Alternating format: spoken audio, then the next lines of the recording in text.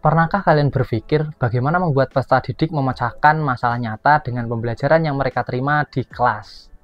Halo semuanya, selamat datang di video kali ini. Untuk yang belum kenal, salam kenal, nama aku Hanif, dan di sini kita akan membahas berbagai hal terkait pembelajaran. Dan pada video ini kita akan membahas salah satu metode pembelajaran yang paling menarik dan efektif untuk semua mata pembelajaran, yaitu Project Based Learning atau PBL. Apakah kalian pernah mencoba membuat peserta didik belajar melalui proyek nyata? Jika belum, kalian sedang berada di tempat yang tepat. Dalam video ini, kita akan mengulas prinsip-prinsip dasar PBL dan bagaimana cara mengimplementasikannya di kelas, serta memberikan contoh-contoh konkret dari berbagai mata pelajaran. Jadi, pastikan kalian menonton sampai akhir karena ada banyak tips dan trik yang bisa langsung kalian terapkan nantinya di pembelajaran kalian. Pernahkah kalian berpikir bagaimana membuat peserta didik memecahkan masalah nyata dengan pembelajaran yang mereka terima di sekolah? Apakah PBL adalah jawabannya? Project Based Learning atau PBL adalah metode pembelajaran di mana peserta didik dengan mengerjakan proyek nyata yang relevan dengan kehidupan mereka. PBL bukan hanya soal menghafal teori atau konsep, tapi bagaimana peserta didik bisa mengaplikasikan pengetahuan mereka untuk memecahkan masalah dunia nyata. Melalui PBL, peserta didik belajar melalui proses eksplorasi, penemuan, dan kreasi. Prinsip utama PBL adalah menggabungkan pembelajaran akademik dengan keterampilan hidup. Misalnya, alih-alih hanya mengajarkan teori energi, kita bisa meminta peserta didik untuk membuat prototipe energi terbarukan untuk komunitas mereka.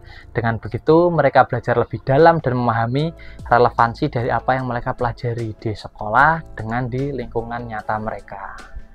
Jadi, bagaimana kita bisa memulai penerapan Project Based Learning di kelas? Simak langkah-langkah praktis berikut ini. Langkah pertama dalam menerapkan PBL adalah menentukan topik atau pertanyaan pemicu atau pertanyaan pemantik. Pertanyaan ini harus relevan, menantang, dan terbuka untuk eksplorasi mendalam. Misalnya, bagaimana kita bisa menciptakan taman kota yang lebih ramah lingkungan? Nah, setelah menentukan pertanyaan, peserta didik mulai melakukan penelitian dan merancang solusi atau produk yang menjawab pertanyaan tersebut. Setelah itu, guru harus memberikan bimbingan dan arahan yang cukup, tetapi tetap memberi kebebasan kepada peserta didik untuk menemukan jalannya sendiri. Proses PBL biasanya melibatkan diskusi kelompok, presentasi, dan umpan balik dari teman sebaya. Dan tentu saja di akhir proyek, peserta didik akan mempresentasikan hasil kerja mereka di kelas atau bahkan di komunitas yang lebih luas, misal di lingkungan masyarakat. Langkah-langkah dalam PBL adalah 1. Menentukan topik, 2. Penelitian, 3. Desain solusi, dan yang keempat, presentasi.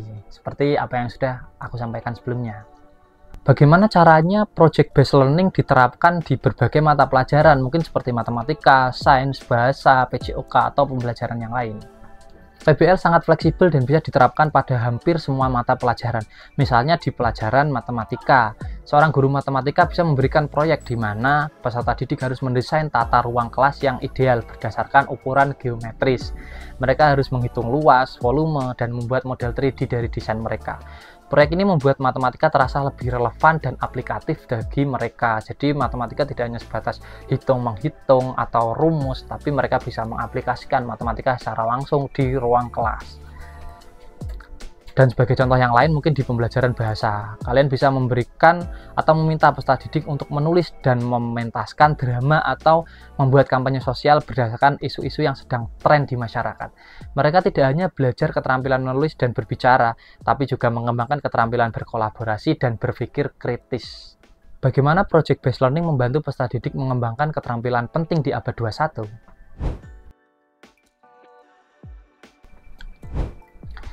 Project Based Learning tidak hanya membantu peserta didik memahami materi pelajaran, tetapi juga mengembangkan keterampilan penting di abad 21, seperti kolaborasi, komunikasi, berpikir kritis, dan kreativitas.